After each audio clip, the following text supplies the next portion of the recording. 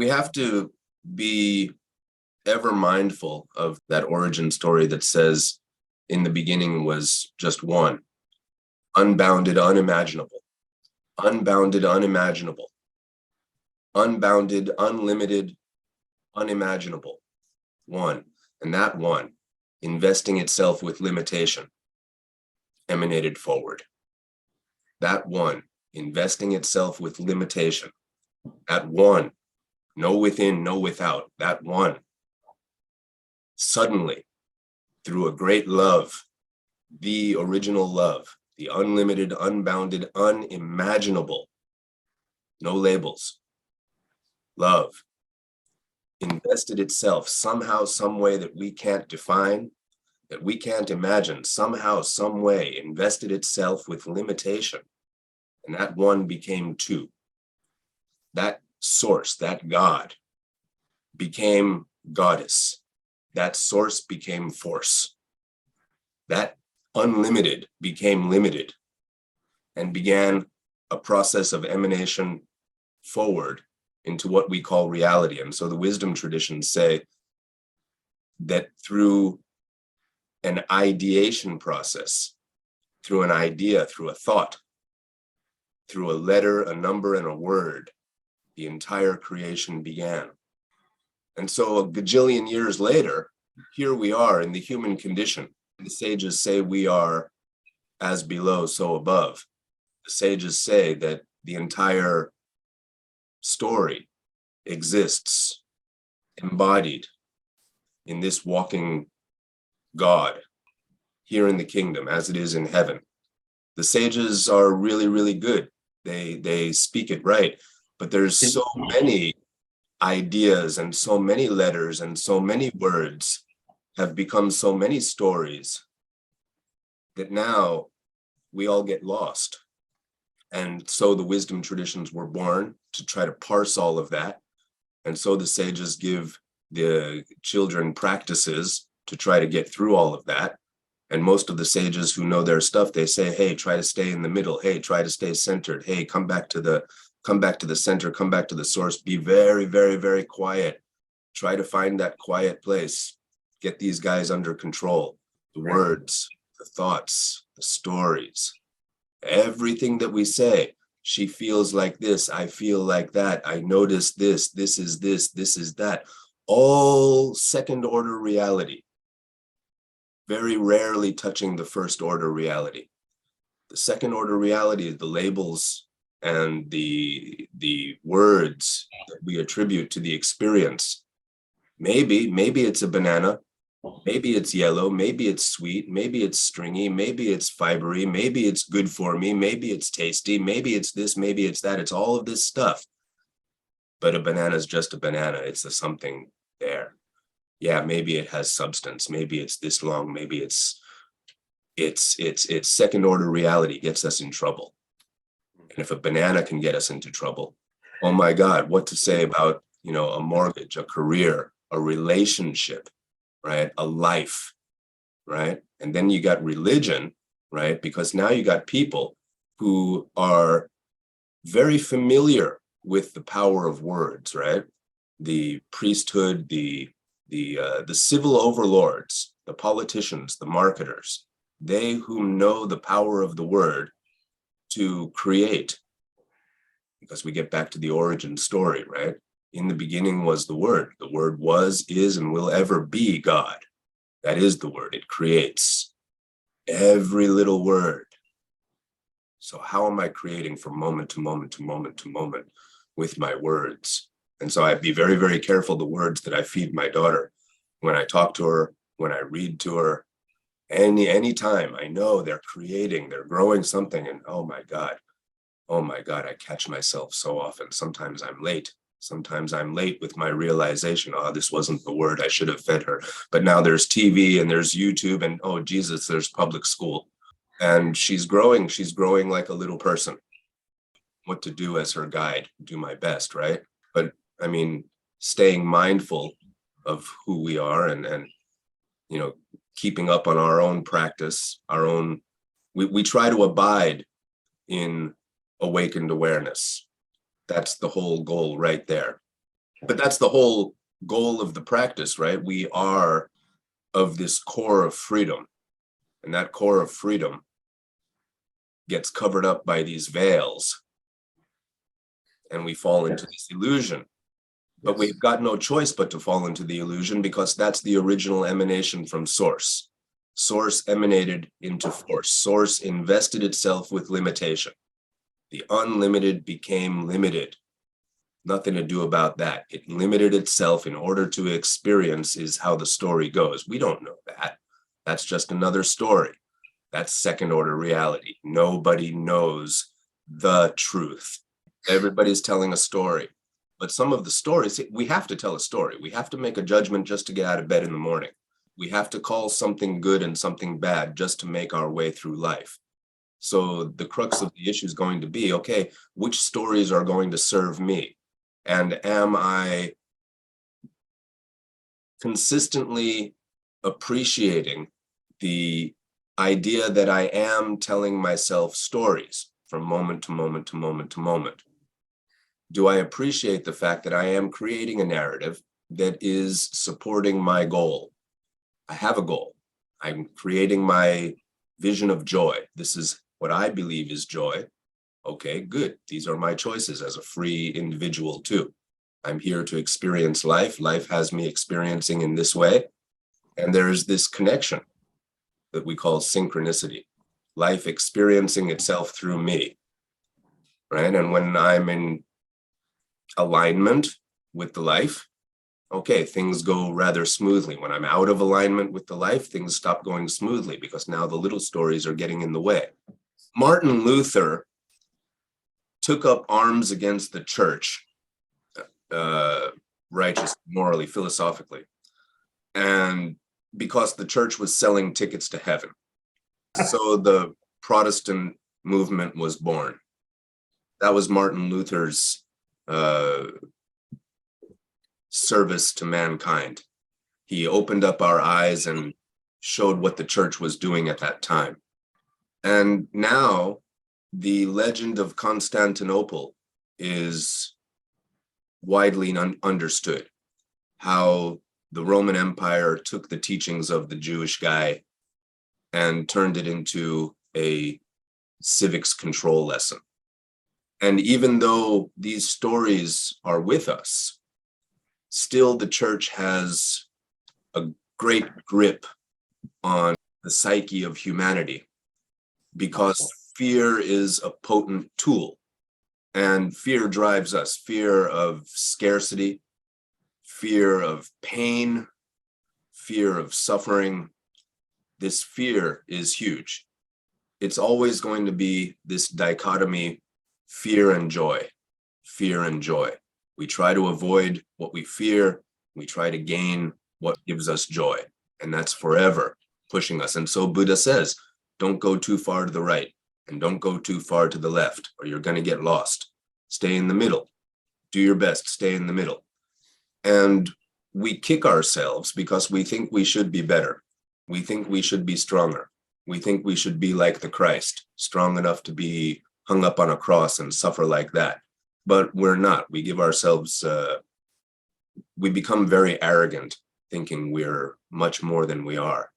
And if we can bring ourselves back down to reality just a little bit more, listen to a little bit more Eminem or something, bring ourselves, right, just a little bit closer to earth, we might understand that these stories that the church tell, and these stories that the ascetics tell, and these stories that the shaman tell, they do have some use to point us in the direction of the existence of stories, the existence of some great picture, some great work of art. But the warrior, the deeply philosophical man, will look out at the story and understand, okay, this is a story. Which part of the story do I want to align myself with, and for what purpose? Because they're all stories, whether it's from a Hindu sage or from a Christian mystic or from a gypsy traveling down the street or the homeless guy sitting in front of Starbucks with a cup. These are all stories, every single one of them. And so the one question for the conscious man, for the free man, is what do I truly want to do with this time that's been given me? I don't have to do anything. I don't have to understand anything. I don't have to know anything. I don't have to go in search of anything. That's what the sages have said. You don't have to go looking hither and thither. It's all right here, anything that you're trying to contact. And so, yes, we say, yes, I get it, very wise words, and I go out and I look for it. That's what we all do. That is the pattern, right? The deepest philosophies, the tantric, the yogic philosophies, they start with a base teaching of Tat Tvam Asi. You are that. You are already that which you are looking for. Okay, go ahead. Go out and look. Go out and look some more. And we do that. And I spent decades doing that, right? I went through the deserts of the Middle East, up the Himalayas, into the monasteries of the Orient. And I listened to all of the sages say that. And I had one really great sage took me under his wing and taught me that particular path for 20 years because it resonated with me. And I enjoyed it. And I put my love and faith and everything into that man until I was, until I had a kid. Until I had a kid and I realized what's really important. Yeah. Right? That one joy right there in that kid. I can see myself. She's a little me. What do I want to do? This entire legacy project is for her. So yeah, I'll serve the community and I'll serve the globe and I'll serve my self-interests. Sure. But in the end, it's all for her, because if she wasn't here, I'd be farming cheese in the Himalayas. That's all I'd be doing. I wouldn't have an interest in it at all. So do I want to teach my kid fear, or do I want to teach her joy? Do I want to give her the tools that, because she's going to go out there and she's going to be subject to all the pressures that I was subject to, or maybe not all of them, because I don't think I have to subject her to the same dramas and traumas that I grew up with. I don't think she has to be subject to all the fear and all the violence that I was subjected to as I grew up. She's not going to go live on the streets like I did. No, she absolutely not. So far, she's 8 years old. She hasn't experienced anything of what I've experienced. And she's just stable. She's just a normal kid, totally normal. And that's where the spiritual path brings us back to ultimately, is this condition of normalcy. The truth of normalcy, what normal is in the eyes of God. So when God emanated into goddess, when unlimited became limited, suddenly that limited turned around and looked back at unlimited and said, hey, what are you? And the illusion was born. Maya was born.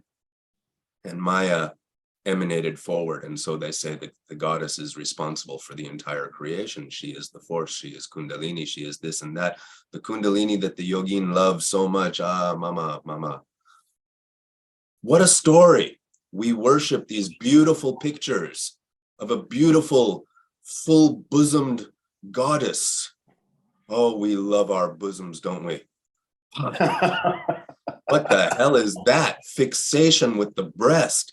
Because we sucked it for a couple of years when we were kids? Is that what this is all about?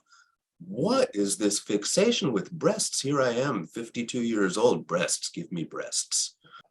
Right? And anything that I imagine as a goddess, as a mother, the first thing I see is breasts. And I really have to be quiet, come back into myself to acknowledge it some other way. But, we acknowledge and we quiet ourselves and center ourselves and settle ourselves down and we come to the pinnacle of the enlightenment. And then at that place, finally, there still exists the choice. Okay, now what do I want to do? I've reached the pinnacle of enlightenment. What do I want to do here? I've got a choice. I can throw off the body and go join Joni Mitchell in the Stardust, or I can come back, do the laundry, get on with the life. Only two choices, live or die. What do I want to do? That's the question for the free man now. What do I want to do? So I try to teach my daughter. I call it heart magic, right? I try to talk to her in her terms, right? I don't know if you saw the video, but I just introduced her to yoga the other day, a couple of months ago. The Indians say that 8 years old is about the time. Well, I started her at 7 because, she got sad one day. Mom tends to get angry, and mom's anger is really hard for daughter to reconcile. Mom's anger is difficult for daughter to reconcile. Daughter has no idea why. What is this feeling coming from mom? That's the hardest thing in the world. And it came to such a point one day that she was so sad over that rift in the natural order. That rift in the natural order, that she decided to stop dancing. Oh, She'd been dancing. She was happy. She'd been dancing. All she knew was dancing. But the anger, mom's fear, driving her to anger, caused a rift, and she decided to stop dancing. And when I saw her decide to stop dancing, and I knew that little bit of innocence just got chipped, it just got chipped hard, I was, much deeper than I felt just in this moment. And that's what happens. You remember something in a moment and it comes crashing into your reality, and you're living that for the moment. And how do I bring myself back to the center point that's existing before and beyond the story I just told myself? Well, it's a force of will. It's a force of knowledge. What appeared to be chipped was only covered. It wasn't chipped. It was covered, but it was covered hard. It's a hard experience. This is how the traumas and the dramas attach themselves onto our psyche. This is how we grow up, right? So I saw that in my daughter. I experienced the deep sadness because I have a vision and I have a mission, and I've got something that I want to do with her. I have a particular direction I'd like to see her grow up in. That includes a deep and abiding happiness and knowledge of self. And when I saw that getting covered, I thought, okay, well, it's time to introduce her to yoga. Then it's a little bit early, but I'm going to have to do this somehow, some way. How do I condense everything that I've been doing all of my life into an age-appropriate lesson, right, for my daughter? And the product of that realization of the moment became the video that you'll see a little bit later. And it's really, really nice. We had a great time. And for the next few weeks, while I'm engaging the yogic teachings with her and letting her teach me right back, because one of those teachings, I tried to introduce her to the concept of God, and she was like, huh? What are you talking about? What is this story? What is this inane bullshit you are coming at me with right now? Right? Miss Innocence has much more to teach me than you to teach her. And so it really is a humongous task for me to stay on task and stay in recognition of who she is at her core and what I have become at my core, because I am full of shit. I am so full of stories and layers and layers, and to be cognizant of that every moment is a task. That is Zen, my brother, to stay there. And so my consistent prayer, don't let me be 5 minutes late with my realization, because I so often am. 5 minutes late is far too late as far as I'm concerned. And so that's okay. I'm happy to be mindful. I'm happy to be meditative. I'm happy with this path, because actually I asked the question, my Lord, what is the meaning of life? What does it mean to be a man in this world? What is the truth? And I wasn't just paying lip service to the Lord. I wasn't just paying lip service to my own ideas. I wanted to know. And that wanting sent me out into the world. That wanting put me on my path. And so now I have to be a man that lives according to my convictions. And it's no have to be or should be or anything. This is what I am.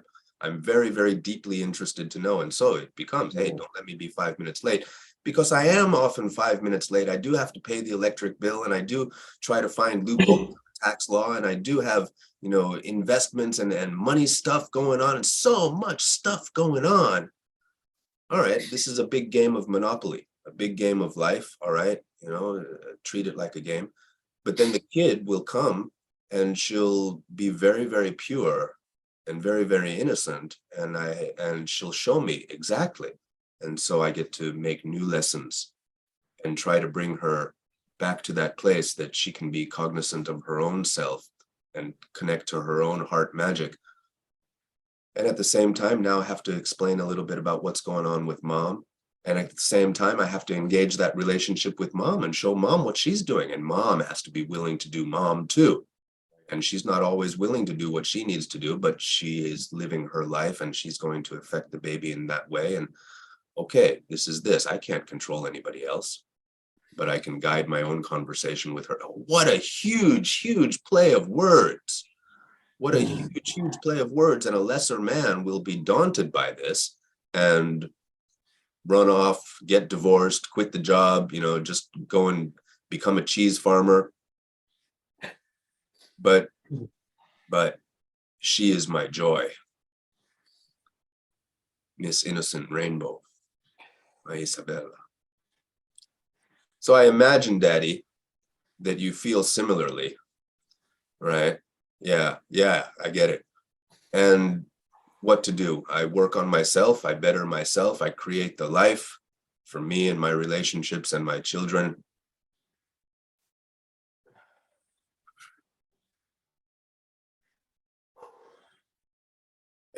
It's a lot. Yeah. It's a lot. But God bless you, right? You're right there. You're right there on that idea. Some days I wonder. Yeah, you're right there on that idea. I was walking, I walked out of the house a couple of weeks ago, full of tears, because my little baby girl, whom obviously I adore beyond life itself, had not written me, I love you, on her Christmas card. And she had not recognized the new bedroom Christmas present, the new bedroom set that I had stayed up all night building for her. I mean, she recognized it, she loved it, but she wanted to, but she is a mama's girl. She wanted to share all of that love and joy and appreciation with mom. And okay, that's cool. And mom got a great big I love you on her Christmas card. And I was jealous. I was so jealous and so much in fear that there's even the slightest gap in our relationship, and so much in fear that I'm not having the intended impression that I'm trying to make, and I just let my brain spiral into the fear side, and that's exactly what it is, right? And so I left the house in tears on my way to corporate Tokyo that morning, and my wife saw me at the entranceway, and it was something that I couldn't get into on my way out the door because I got a train to catch, but I was a mess. And so, bless my lady, she had Isabella send me photos of smiley faces and this and that, and they brought me back, or I allowed myself to be brought back by lunchtime that day, right? Coming, cluing to the reality that I am the father figure, for better or for worse. I am that father figure, and she is being impressed by me every moment. And there is a huge, huge reality that I am giving her. And if societal statistics are true, she will seek out a husband that looks kind of like daddy, right, at some point. And so watch myself. But and I am her base, and she does love me to death. And if I just let my head go off into the memories of how she snuggles and how she cuddles and how she smiles and what she says exactly and why she's off with then I'll go and spiral into another story. Which story do I want to spiral into at any given moment? Oh, I can spiral into the hardcore too, sure. And I can get fear too, deep fear. And I can get violent, and I can go rage, and I can go happy, and I can go bliss. And the thing about the emotions, the problem with the emotions, they're all visceral responses of what we happen to be thinking in the moment, Yep. right? But Absolutely. the problem with it is once I start getting this physiological response, I allow myself to get caught up in the self-righteousness of the moment. I am right to be feeling how I am feeling right now. I'm right to be feeling angry. I'm right to be feeling scared. I'm right to be feeling happy. I'm right to be feeling whatever I'm feeling. I'm right, right? And getting out of this rightness, everybody, that's what this is. We get caught in this, I'm right. Yeah? And the problem with that is, yes, you're right. Now, what do you want to do with that? My rightness ruined my last marriage. We are always right, aren't we? Right, we are always right. We're always right. What did it accomplish? Even when we're wrong, we're right. Yeah. And even when we're right, we're wrong. So there's an interesting dichotomy to be reconciled only from the center. And from the center, we can forever ask this question, okay, what do I really want to do? What do I want to create here? While I'm yelling at my wife, what am I wanting to create? While I'm speaking this, what am I wanting to create? When I'm interacting in any of my interactions, when I'm sitting at the computer, when I'm walking on the street, what am I wanting to create? From moment to moment to moment to moment, that unlimited, unbounded, unimaginable source seemingly wanted to create. This is what we say. This is how the whole thing starts. Seemingly wanted to create.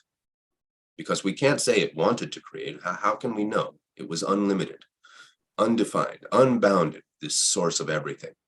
Everybody's just giving its best guess, and the best guess that the sages have finally boiled it all down to is it wanted to create. It wanted to be. It wanted to become, and so it became. And how did it become? It became in the only way that I know something can become. It thought itself into existence, right? Because that's all I can consider. That's all I can conceive.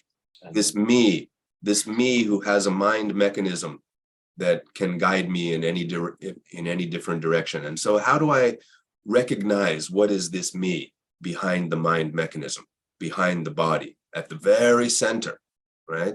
Somebody says ego is in the way and this and that and this and that, the mind is in the way. No, that's not the truth. This mind is a tool. This ego is a tool. This one allows me to create these stories. This one that allows me to see, that allows me to feel. I can feel by virtue of the ego. I can think by virtue of the ego. I can judge by virtue of the ego. I can do everything in this life by virtue of the ego. Thank you, ego. You are a very good tool.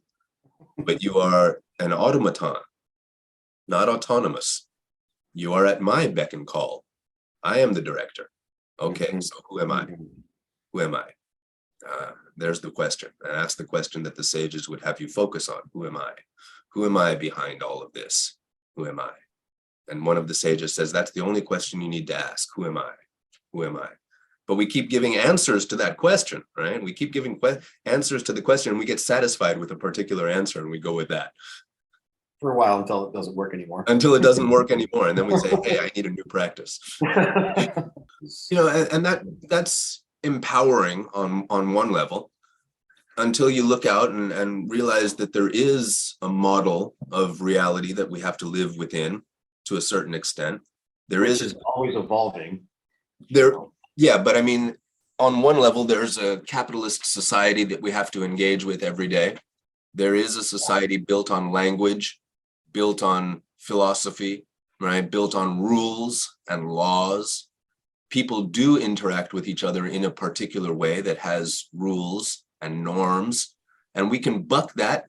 We see people bucking that all the time, and they get themselves into trouble, or they become thought leaders, or they become rebels, or they get put into jail. It depends on the approach. So it really is a huge game that boils down to a question for the conscious individual. Okay, what do I want to do with my time here? And a lot of people spend years and years and years questioning their purpose, right? Looking for a purpose beyond what they really desire. Thought leader's fun. Thought leader's a big job. Artists are thought leaders. Can be. Artists have a impetus, have an inspiration, have a burning motivation at their core to put out and express and show something. You know, I heard something the other day though. It was, I don't know if you're familiar with Jordan Peterson at all. He's going through some things on social media, and the Canadian government right now. And this YouTube video I watched last night, I can't remember the exact verbatim what he said, but essentially, you put your neck out there, somebody's going to come along and chop your head off. And that's what he's going through right now. And Gotcha. You put yourself at that risk, being a thought leader in whatever field you're in. Even Jesus Christ only got 51% of the vote on his best day. On his best day. That's Jesus Christ. That's the guy that everybody in the entire world acknowledges to be something. Everybody. He's the only one that everybody acknowledges to have been something. The Hindus acknowledge, the Chinese acknowledge, they say, that Jesus, he was something. And no matter what the story is that wraps around Jesus, everybody on every continent says, hey, that guy was something. And still, he only got 51% of the vote, according to legend. And so that Barack Obama comes around, right? A guy who was really, really good with words. Oh my goodness. Really great with words. He was great. He could move the heart with his words. And he only got 51% of the vote. The whole country did not vote for him. 49% were squarely in the other camp. I see. Point taken.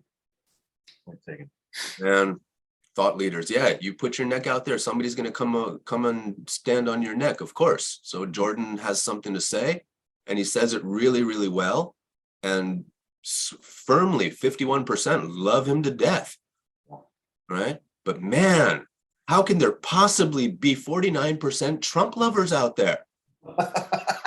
How can it be? How can they still be loving him even in this moment? Beyond me. It's not beyond me. I totally understand. Where there's hot, there must be cold.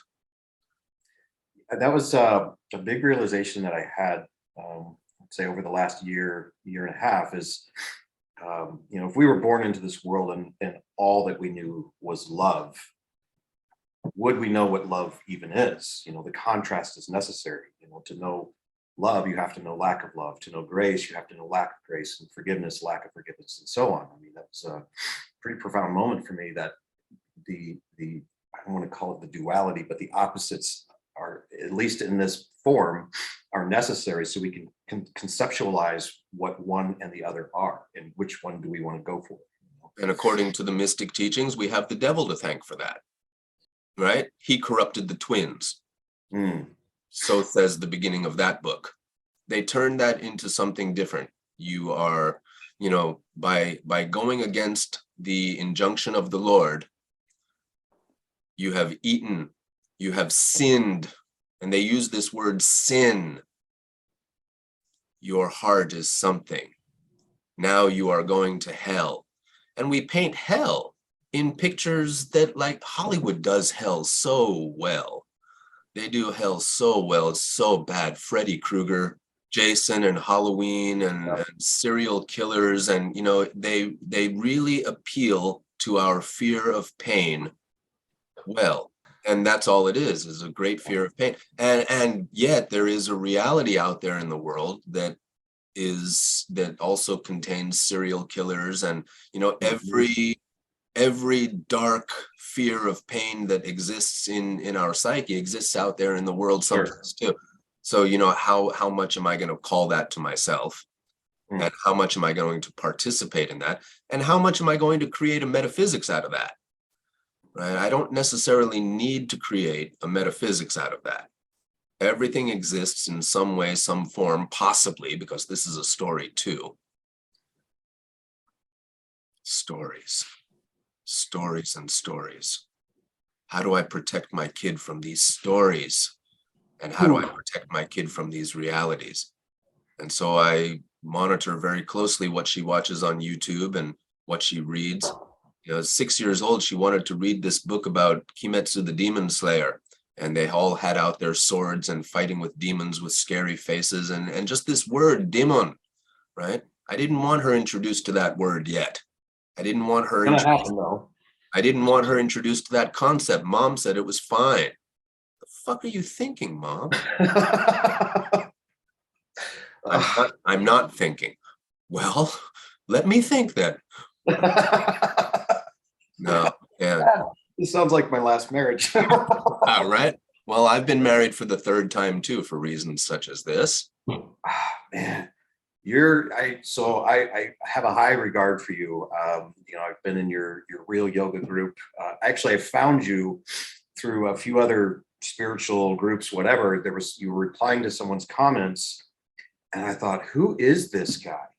And I saw a few of your comments, and I clicked on your name, and I saw what you've been doing with your life, and I'm like, I want to know who this guy is. I was immediately drawn to you, and but you're showing such a human side of yourself right now to me that just, you know, I'm just floored. I'm grateful for it. I'm very, very grateful for it. So thank you for that. Do I tend to show something less than human? I better work on that. Well, but your online presence, I mean, some of the things you post in Real Yoga, I'm like, this looks amazing, but I don't know how to digest this. You know, I don't know how to interpret this. And sometimes I start reading it and I'm like, I don't know what to do with this. And, you know, that was part of what I was saying. You know, I'm hoping we can find a way that, you know, I can learn some things from you beyond, you know, where I can start understanding some of this stuff, the yogic teachings and the tantra and those things, because what I've been doing, you know, I've detached myself from the fundamentalism, you know, fundamental religion. I don't subscribe to anything at this point. I'm just kind of here and making my own way. And a lot of times I get really off track, which it sounds like you do as well. And I appreciate the fact that you're sharing this, but, you know, I would like some direction, you know. And the first time we talked, you did the tarot reading, I was looking at your masterclass and I was very close to pulling the trigger on that. I ended up moving, getting a different job, and just life happened. And, you know, 6 months, a year later, I found myself back struggling with old habits, old thought processes. And that's what I'm coming out of from the last 6 months is, you know, okay, I know this doesn't work. I've been down this road. I'm revisiting this again. I'm hoping this seals the deal that, you know, I don't go back to this again. And I don't expect perfection, but at the same time, let's move on. You know, let's find a direction to go. So I'm not just kind of wandering about alone, you know, in this. And, you know, of course I have some friends that I can lean on to some degree, but, you know, that's kind of where I'm at. You know, when somebody approaches the spiritual path or a path of teachings, it's got to be something that's going to work to take you to a goal that you envision, your own personal vision of joy. It's got to work. And the master class, it's a good class, but you have to work it on your own. And I realize that. And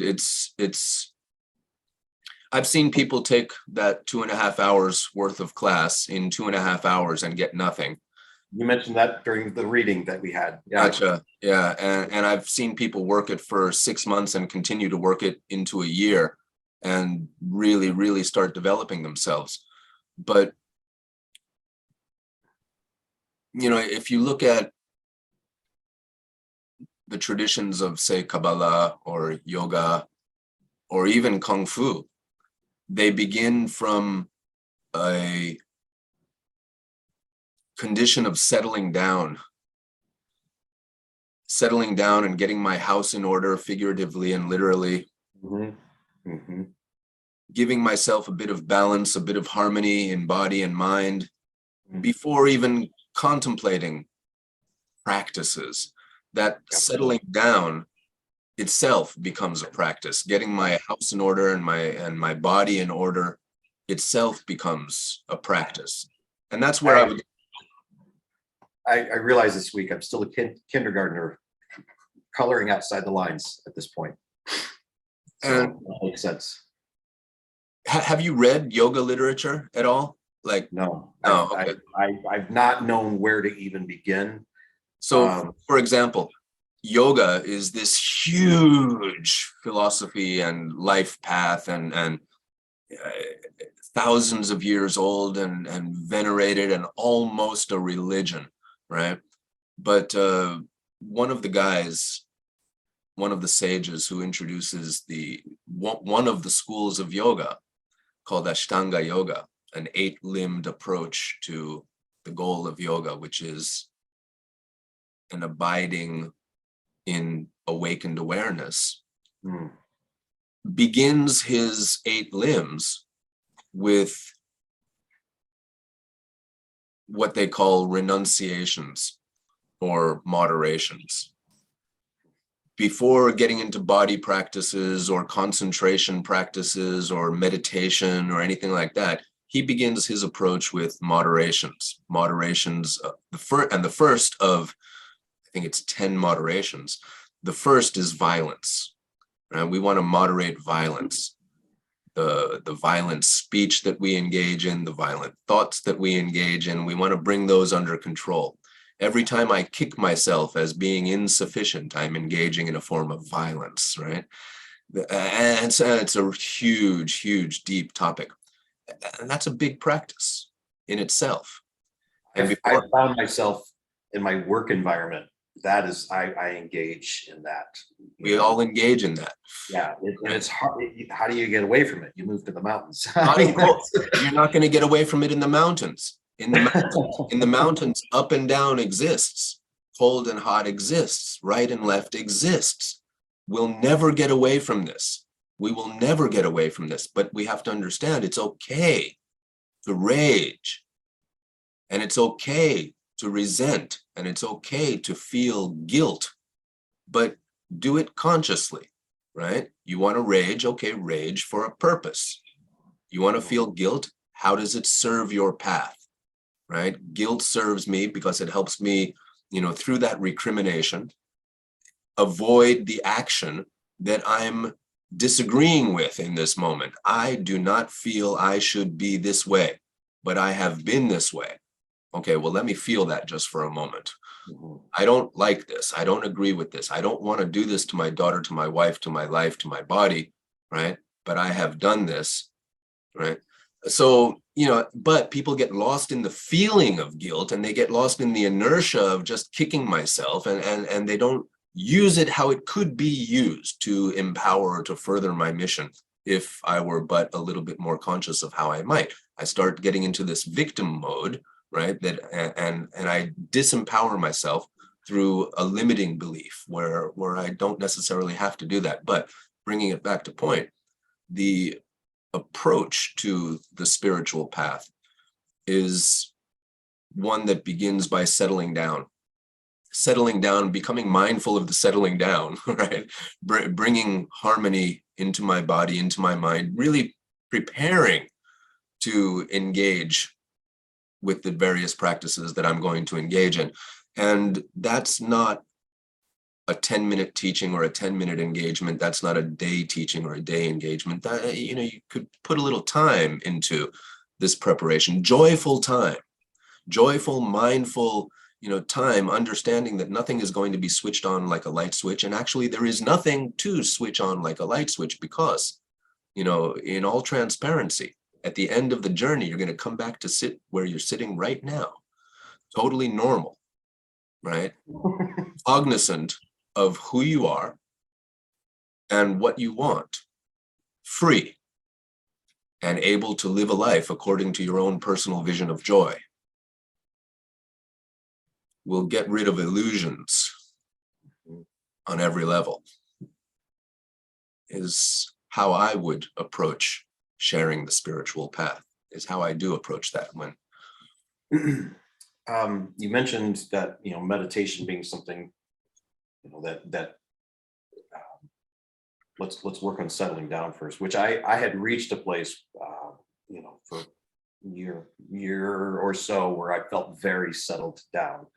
But I was also detached from the norm. I was out of state. I was in a place where I didn't need to work. I was actually a mentor to a lot of men, but I spent a great deal of time in the woods. And I felt, I told you earlier, I felt rock solid, unmovable, and coming back into this, structure, as you called it, all of a sudden I'm being moved, and it just, the pendulum started swinging to the point where, but, and maybe we could talk about this later if you'd like to, but, my daughter has obviously had a profound experience here, and she wants to continue this, and I'm not sure what to do with that.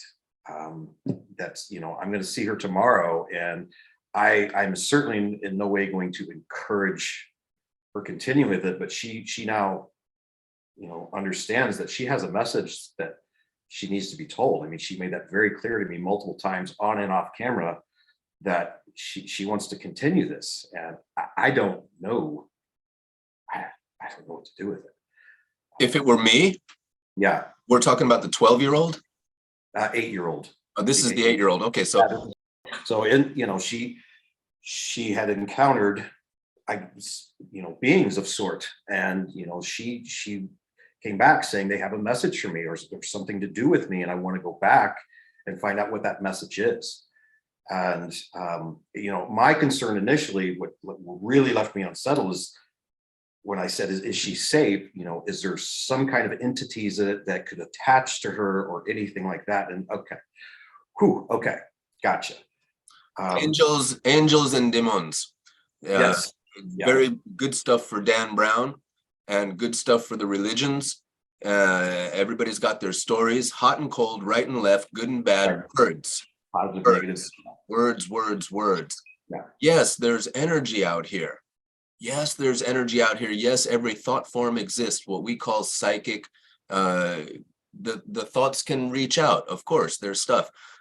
How I would deal with this, if it were my little girl and I were in your mindscape, I'd be saying something like, hold on a minute, daddy's looking into this.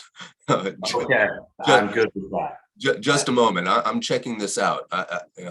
I love meditation. Meditation's really nice. If you decide to close your eyes one day and you get some message, you just let me know what's going on. But I'm checking out good meditation approaches right now, and I'm not exactly sure the best way to do this, but I'd be really light about it with her, and strong in the sense that you can share everything with me, and confident in the sense that if you happen to close your eyes and hear something, okay, cool, just let me know. And light about it in the sense that I don't care what you're doing there. If you want to, very nonchalant. yeah, kind of like that, but also presenting the fact that I am taking your needs and your wants and your expressions seriously enough to look into it. I'm talking to meditation experts, and finding the best way to approach for you, and I'd be doing something like that. But my whole messaging motive with my little girl is all around the idea of slowly, gently bringing. Well, and you mentioned, like, the fact that she was trembling, she wasn't grounded, something was overdone, and I knew that immediately. I'm like, oh goodness, what's gone on here? I mean, when the meditation ended, she popped up, eyes wide open, and she said, I heard a sound. And I said, okay. And her sister said they heard it as well, but they played it off as something in the house. Well, I was the only one not in the meditation. I heard nothing. And then all of a sudden she said, I'm vibrating. I'm going, oh goodness, okay, something's really happened here. And that's where I became very uneasy. And I'm guessing that daddy's uneasiness has contributes quite a lot You know, if I heard something like I'm vibrating, I'd be like, oh, you're vibrating. Okay. Uh, so the meditation cards, I mean, when I showed them to you, you didn't feel like there was anything going on there. And, you know, if she comes to me and says, hey, I'd like to do this again, you're saying you would pause at this point.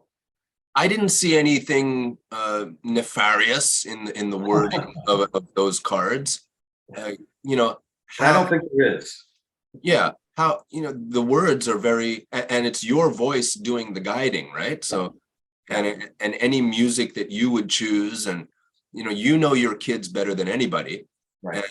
and you know the messaging that you feel most comfortable with, and it's beautiful messaging. How all of the forces aligned that night to create that particular experience has led to this particular conversation, which is, a great moment of synchronicity.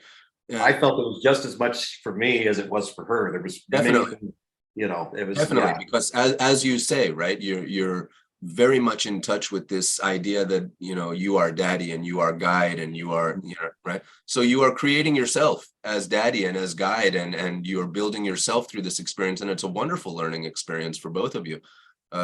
I don't feel any danger in the meditation. I don't feel any danger in continuing meditation. How maybe you want to tweak that meditation, maybe you want to shorten the length of that meditation, maybe you want to take a So pause before the next meditation. we did 3 minutes of the breathing, and then I'm sorry, 2 minutes of the breathing, and that meditation was only 3 minutes. Oh wow. And she explained, yeah, and she explained seeing herself at the end of her life, and like she said, it was like forever and ever, but 1 minute. I'm just like So to me, it almost sounded like a psychedelic experience without the psychedelics. when I get something profound from my little girl, I know that that's much more profound for my mind than it is for hers. Yeah, she was very calm about it. Like other Right. than she's trying to, figure out how Yeah. to ground, but she So just she took it like a champ. yeah. So So if my little girl came to me and said, Daddy, I saw my entire life all the way to the end of my life, I'd be like, whoa, you saw your entire life all the way to the end? You just wait, you might see something else too. All right. And come back, and I'd send her on her way with that particular reaction. And then I'd hold on to that. What is the little girl telling me here? And now I'd go through all of my mind stuff all by myself for the next few days. I'd be on that, right? If she brought something that big to me, but I wouldn't make that big part of her immediate so there's the balance that we get to, yeah. right, Okay. try to. Thank you for that. Yeah, that makes perfect sense. And you watch the video. I really tried to give her space, just let her tell her story. In the first few minutes, she had already told me some of it, so I asked a few questions to kind of lead her into it. But then I backed off because the next 20 minutes was all new. She hadn't told me any of that yet. That was caught on the video. I'm going, oh my gosh, like inside, I'm not exposing myself that way. But at the same time, I'm sitting back. And she kept saying, it's not scary. It's safe. And I think she was saying that to me, like letting me know, hey, it's okay, Dad. I've watched it a few times and I finally came to that conclusion. She was letting me know. And in fact, when I ended the video and we went off to bed, she was in front of me and she spun around and she said, it's not scary. It's safe. I'm like, okay. And then I tucked her in. And she said one more time, she said, I want to go back because they have a message for me or whatever it is they want to do with me. And I want to do this again. Okay. And I just gently brushed my hand across her face, said, I love you. And so I went back and checked again. I checked a few times that night, of course. And she was sound asleep. The next morning, she says, when you go to sleep and it's just black, and I said, yeah. She goes, well, that's how, because I asked her how she slept, and she said, well, that's what it was. Okay. And I just asked her how she was feeling that morning. I didn't ask anything about the experience. One thing that was interesting is she was hungry. I got her a bowl of cereal and we sat down together and she started eating, and she goes, do you ever just forget how to do something? What do you mean? She goes, I forgot how to pick up my spoon. And I watched her fumble with it for 30 seconds. And then finally she was kind of gripping it differently. And I'm like, she's still like re-encountering her body at this point. That's I don't like that. That would cause me to give some thought to what's going on in the moment. Okay. I go off to neurophysiology and stuff, and what's going on in the Yeah. brain, what's happening in the body. And personally, if I made any connection between the experience of meditation and the experience of not being able to come back into the body, I'd say no, that's something. The next morning, Yeah. still. Yeah. That something is off balance. And at this point, hearing this part of the story, I'd say, no, put a pause on the meditations, right? And watch and make sure that she is firmly back in her body, and that there's nothing going on with the brain. And and I'd watch it. And if it kept happening a couple more times in any other way, I'd start to consult a doctor, do we need an MRI, what is this? She had a very, she's very good about getting up, taking care of herself in the morning, but she's a little rushed. But that day she was just calm as could be. And I ended up talking to her later that night just to ask her how her day was, and she was still very calm. And yeah, it was a good day, and just at a much calmer, demeanor. And I thought, okay, this is, other than the trembling and the spoon thing, everything else seemed, kosher. So yeah, if it's a mind thing, right? Again, I don't know how I don't know how daddy's stories have played on baby's stories, right? I know how this daddy's stories must be playing on her, on my baby's stories. I know what I share with her. I know exactly what I share with her. This is a very powerful room with magic wands and statues and pictures of gods. And just imagine what kind of stories happen in this room. So when my baby approaches me with some experience, with some story, I also am very cognizant of what I've shared with her and what she's seen on TV and what she and who she must be right now. And if any of that is coming into a play of I am not my body, into a play of I don't know how to use, okay, I'll watch how she's playing with this idea and make sure that this is, not a body thing, but really a play thing. But if this is, becomes habitual, part of her custom, right, then I'm going to have to guide her away from that too, because this idea that we are embodied, that we do have a body, I might take a moment to plant that seed, very, very gently. Hey, isn't it nice to have a body, right?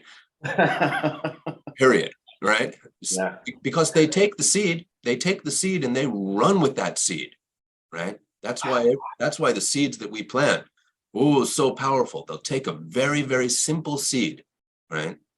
And they'll start creating their body image.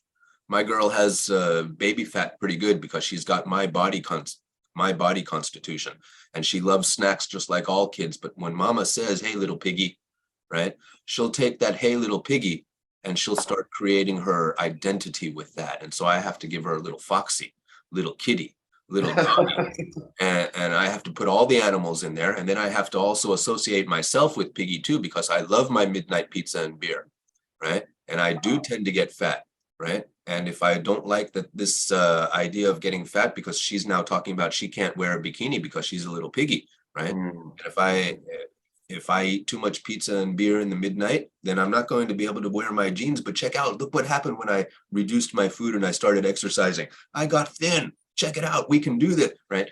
And so give her that idea that she's got some control over this too. What a big art and science this idea of leadership of our children and guidance, and this power of words, but forgive